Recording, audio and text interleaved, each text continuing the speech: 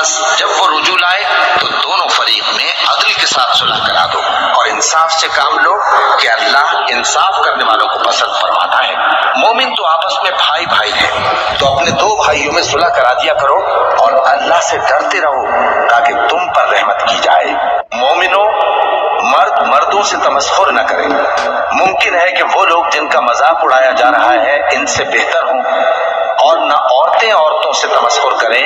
ممکن ہے کہ وہ جن کا مذاق اڑا رہی ہیں ان سے اچھی ہوں۔ اور اپنوں کو آپس میں عیب نہ لگاؤ اور نہ ایک دوسرے کا برا نام رکھو۔ ایمان لانے کے بعد برا نام رکھنا گناہ ہے، اور جو لوگ توبہ نہ کریں وہ ظالم ہیں۔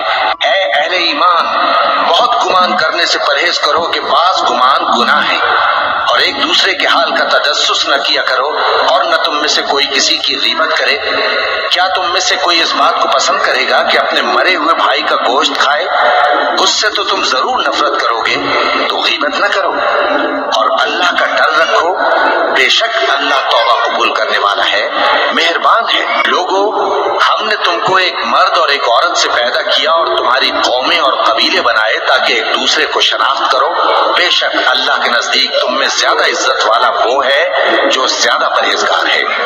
بے شک اللہ سب کچھ جاننے والا ہے، سب سے خبردار ہے۔ دیہاتی کہتے ہیں کہ ہم ایمان لے آئے۔ کہہ دو کہ تم ایمان نہیں لائے، بلکہ یوں کہو کہ ہم اسلام لائے ہیں، اور ایمان تو ابھی تمہارے دلوں میں داخل ہی نہیں ہوا۔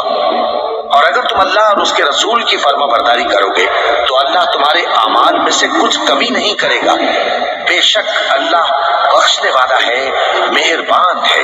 مومن تو وہ ہے جو اللہ اور اس کے رسول صلی اللہ علیہ وآلہ وسلم پر ایمان لائے، پھر شک میں نہ پڑے، اور انہوں نے اللہ کی راہ میں اپنے مالوں اور اپنی جانوں سے جہاد کیا۔ یہی لوگ ایمان کے سچے ہیں۔ ان سے کہو، کیا تم اللہ کو اپنی دینداری جتاتے ہو؟ اور اللہ تو آسمانوں اور زمین کی سب چیزوں سے واقف ہے، اور اللہ ہر چیز کو خوب جانتا ہے۔ یہ لوگ تم پر احسان رکھتے ہیں کہ مسلمان ہو گئے۔ کہہ دو کہ اپنے مسلمان ہونے کا مجھ پر احسان نہ رکھو، بلکہ اللہ تم پر احسان رکھتا ہے کہ اس نے تمہیں ایمان کا رستہ دکھایا، بشرطے کہ تم سچے مسلمان ہو۔